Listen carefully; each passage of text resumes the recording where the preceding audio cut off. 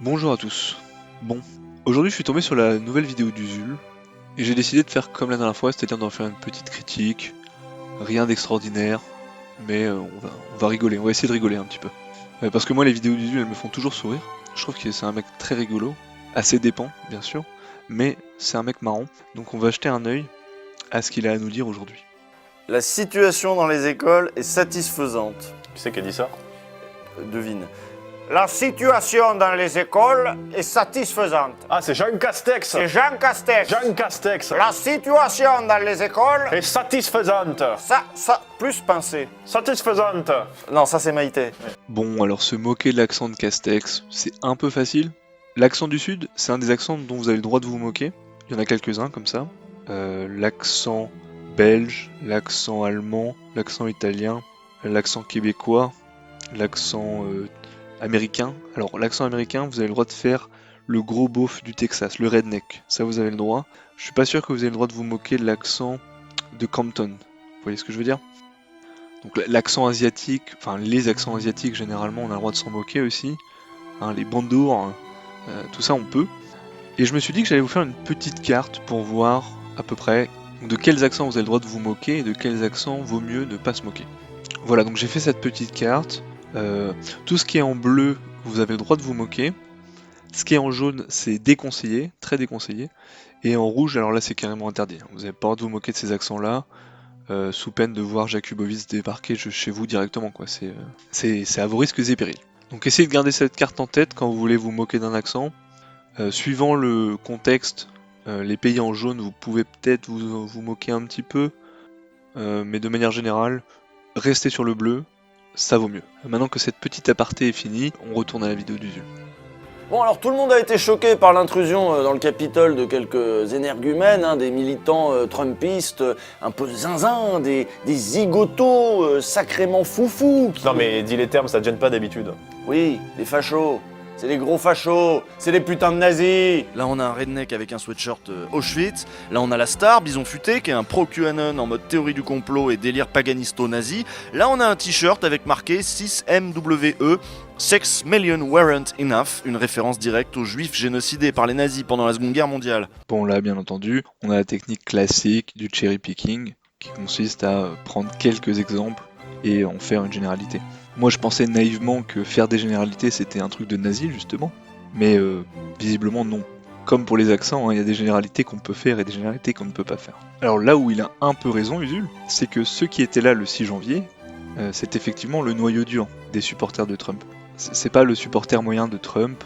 Alors pourquoi est-ce que ce 6 janvier là, c'était le noyau dur? Eh ben c'est parce qu'en fait il y a eu plusieurs manifestations avant ça, et que à la fin de ces manifestations, beaucoup de gens se faisaient agresser. Donc des supporters de Trump qui rentraient chez eux, tout seuls ou en petits groupes, il y a plein de vidéos sur internet, et ils tombaient sur des militants d'extrême gauche qui, à 10 contre 1, se sentaient virils. Et donc ces gens-là ont été petit à petit écrémés, jusqu'à ce qu'il ne reste plus que ceux qui étaient prêts à se battre en fait, tout simplement. Donc les Proud Boys ou ce genre de groupe, qui eux étaient prêts à se battre avec Antifa, parce que c'est pas la première fois qu'ils se battent avec Antifa. Là aussi il y a des vidéos qui datent déjà il y a plusieurs années. Je m'en rappelle d'une en particulier où il y avait un Proud Boy contre 5 Antifa je crois, et où il en met 2 au sol en une seule patate, et les autres y reculent. Heureusement cette fois-ci, pas de Clément Méric à déplorer, tout le monde a survécu. Et d'ailleurs ce 6 janvier, c'est la seule manifestation pro-Trump où Antifa n'était pas présent. Visiblement, quand les vieillards et les familles restent à la maison, eh bien les Antifa restent chez maman. Il y a peut-être une filiation entre ces gens-là et les nazis. Oui, donc on va prendre ça au sérieux. Donc ce sont pas des barjots, ce sont pas des gens qui n'ont pas de projet politique ou je sais pas quoi. Non, il y a un projet politique, ce sont des nazis, ce sont des néo-nazis, ce sont des suprémacistes blancs. Et scoop, les nazis non plus n'étaient pas des barjots. On a tendance en Europe à rejeter les nazis. Hitler, je déteste ce type. Pour exorciser cette période et les atrocités de nos voisins d'outre-Rhin, on pathologise le nazisme. Hitler était fou, les Allemands étaient sous la coupe d'une bande de cinglés, des monstres. Voilà, on les exclut ainsi de l'humanité et mieux, on traite le nazisme comme une aberration dans l'histoire européenne, dans l'histoire qu'on veut bien se raconter en tout cas. Ah donc là vous avez vu quand même, on est quand même très rapidement passé de les supporters de Trump au carrément au Troisième Reich. Donc tout ça en s'appuyant sur des photos de t-shirts quoi. Pour parler du nazisme et des crimes du nazisme, on s'est souvent réfugié dans des explications qui n'en sont pas. la folie, la barbarie, la régression. Alors que lorsque l'on regarde qui sont les acteurs, on se rend compte qu'ils ne sont pas fous. On se rend compte que ce sont tous sauf des barbares. Johann Chapoutot, historien, est un des plus fameux spécialistes français du nazisme. Là où beaucoup de ses prédécesseurs se sont demandé comment les nazis avaient accompli leur entreprise mortifère, Chapoutot s'est demandé pourquoi. S'il n'était pas fou, qu'avait-il donc dans la tête ? Si vous voulez rentrer plus en détail dans ces questions, on vous conseille son bouquin « La loi du sang, penser et agir en Asie ». C'est un beau programme. Oui, donc si vous le lisez dans le métro, cachez un peu le titre peut-être là derrière l'image. Ah, c'est assez ironique quand même. Devoir cacher le titre d'un bouquin anti-nazi parce qu'on pourrait penser que vous êtes nazi, moi je trouve ça assez rigolo. Sinon les gens vont croire que vous lisez un bouquin de développement personnel nazi, alors que ça c'est Laurent Oberton. D'abord, la pensée nazie, c'est une pensée de la force. Les peuples et les individus sont présentés comme soumis à une loi ultime, celle de la jungle, la loi du plus fort. Plaquant sottement sur les sociétés humaines une vision simpliste du darwinisme et de la sélection naturelle, Ah oui, ça ne fait absolument aucun doute. Usul a forcément une meilleure compréhension de Darwin et de la sélection naturelle de Fischer que les nazis, qui n'ont qu'une vision simpliste. Hein. Ils n'ont pas compris le principe. Hein. Heureusement qu'Usul est là pour nous, pour nous expliquer le véritable darwinisme et la sélection naturelle. les nazis défendent leur race et bien entendu leur espace vital. Tous ces termes sont empruntés à la biologie. Cette doctrine de la compétition acharnée et permanente comme justice immanente, eh bien elle est au cœur de toutes les pensées d'extrême droite. Et c'est cette doctrine qu'on retrouve d'ailleurs dans le capitalisme, la compétition, la sélection par le marché des plus performants. Ah, je l'attendais celle-ci. Ce grand classique d'extrême gauche qui consiste à dire que le capitalisme et le fascisme c'est la même chose. Alors ils oublient souvent de mentionner que le capitalisme c'est quand même un système internationaliste et matérialiste, comme le marxisme en fait. Et puis c'est vrai que sur Amazon on trouve facilement des t-shirts à l'effigie du Führer, hein. Alors que des t-shirts à l'effigie du Che, ou des t-shirts à l'effigie de Karl Marx, c'est très difficile à trouver sur Amazon. D'ailleurs, Chapoutot a fait grand bruit en publiant il y a quelques années Libre d'obéir, un ouvrage qui dresse un parallèle audacieux entre le management nazi et les doctrines de management enseignées dans nos écoles de commerce. Il n'y a pas de société, comme le disait Margaret Thatcher, juste des individus en concurrence les uns contre les autres, et ces individus-là ne sont pas des êtres humains, ce sont des chiffres. Et donc, ce que faisaient les nazis en mettant à distance les choses par un langage particulier, nous le faisons avec les chiffres. Lorsque vous avez des tableaux Excel en face de vous et non pas des êtres humains, eh bien vous pouvez dégraisser, oui. C'est vrai que c'est gonflé comme comparaison. Oui, mais c'est pas nous qu'on l'a dit, hein. C'est un historien spécialiste d'histoire. Oui, enfin c'est surtout un fonctionnaire émérite. Sur France Culture, donc Ça fait sérieux. Ça fait mal au portefeuille du contribuable. Donc voilà, la pensée nazie, c'est une pensée de la compétition et de la force. On peut voir que ce discours entre facilement en résonance avec les discours de Trump et ses partisans, qui exaltent la puissance américaine, mais aussi la violence, les armes, la virilité. Oui, mais toute opposition, toute rébellion exalte la force, sinon ça n'est que de la pleurniche. Et c'est d'ailleurs ça le problème que j'ai moi avec ton idéologie politique, Usul, c'est que c'est uniquement de la pleurniche. Et c'est d'ailleurs pour ça que je me demande si elle n'a pas été mise en place par les puissants que tu dénonces entre guillemets. Après tout, c'est beaucoup plus facile de contrôler une opposition qui est plaintive et donc soumise, plutôt qu'une opposition qui exalte la force et qui donc est revendicative. D'ailleurs, nous à gauche, on est décrits comme efféminés, on est des hommes soja même. je comprends pas pourquoi. D'ailleurs, toi, t'as le physique de tes idées. Merci. Voilà, donc il n'y a pas de force des idées, il y a des physiques qui reflètent ou non la force. Voilà. Oui, mais précisément, c'est ce dont je viens de parler. Vos idées sont basées sur la pleurniche, sur l'exposition de sa propre faiblesse, de façon à espérer générer de l'empathie auprès des puissants. C'est ça votre idéologie. C'est ouin donner argent. C'est ça votre idéologie.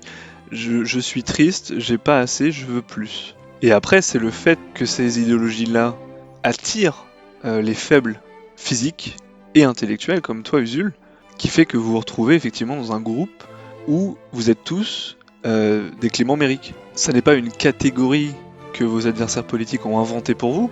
En fait, c'est plutôt le fait que votre idéologie est attirante uniquement pour les tocards. Donc forcément, après, vous vous retrouvez contre tocards. Puisque la raison pour laquelle vous êtes tous là, c'est que cette idéologie, elle a été inventée pour les tocards. Et ça, on le sait depuis... ça fait 130 ans qu'on le sait, ça. Ça a été écrit par Le Bon dans Psychologie du socialisme. Si vous lisez ce livre, ben vous verrez bien que il décrit parfaitement Usul 100 ans avant la naissance d'Usul. Donc je vous recommande chaudement de lire Psychologie du socialisme, et vous verrez que les observations qu'on peut faire aujourd'hui elles existaient déjà il y a 150 ans, et que les gens qui gravitent autour du socialisme, de l'anarchisme, etc., de tout temps, ça a été des ratés en fait. Pour les fachos, on en revient toujours au biologique. Mais ça colle pas avec le réel. Les gens qui gagnent, qui dirigent, qui dominent, c'est pas forcément les plus puissants, les plus charismatiques ou les plus intelligents. Regarde François Hollande. Oui, mais c'est pour ça qu'il y a besoin d'une autre explication dans les théories d'extrême droite. Si l'ordre naturel qui devrait s'imposer ne s'impose pas de lui-même, c'est qu'il y a des forces qui faussent les règles du jeu naturel. Et c'est là qu'intervient le complot. Chez les nazis, évidemment, les juifs affaiblissaient la société allemande, ils la féminisaient avec des concepts abstraits comme le droit ou les règles complexes du crédit. On a donc Usul le marxiste qui vient au secours du crédit. Mais bien sûr, ce sont les fascistes qui sont de mèche avec les capitalistes, ce ne sont pas les marxistes. Et ce n'est pas pour rien que Chapoutot a fini par s'intéresser au management. Il est intéressant de souligner ce que notre modernité néolibérale a en commun avec la modernité nazie, notamment dans la manière qu'elle a de considérer l'humain, dans le travail par exemple. Alors ce qui me fascine avec le travail, c'est que c'est toujours ceux qui en font le moins qui en parlent le plus. Alors c'est toujours des mecs comme Usul ou des fonctionnaires de père en fils depuis 20 générations qui viennent t'expliquer ce que c'est le travail, mais toi qui bosses 40 heures par semaine, 50 heures par semaine, toi tu sais pas ce que c'est le travail. Moi je pense qu'Usul il mystifie un peu trop le travail, et que le meilleur moyen de démystifier un petit peu ça serait de s'y mettre, tout simplement.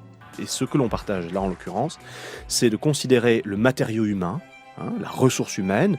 Matériaux et ressources, pour moi, c'est aussi atroce, un mot comme l'autre. Parce qu'une ressource, normalement, c'est du charbon, c'est de l'objet, si vous voulez. Et considérer que les gens sont des ressources humaines, je trouve ça odieux. L'après-guerre avait tiré des leçons de la grande crise du libéralisme classique de 1929 et de ses suites, avec cette séquence crise financière, crise économique, crise sociale, crise politique qui amène le nazisme au pouvoir et qui amène la guerre. Et pour conjurer cela, on avait décidé de créer une société solidaire fondée sur la sécurité sociale et un État social. Eh bien, depuis les années 70, c'est un autre discours d'abord, et puis d'autres pratiques qui se sont installées.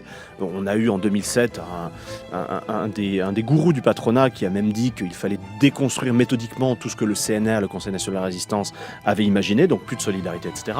Pour Chapoutot, c'est donc face à une vision du monde basée sur la compétition et la force qu'il a fallu se réinventer en créant au contraire des institutions de la solidarité et du commun.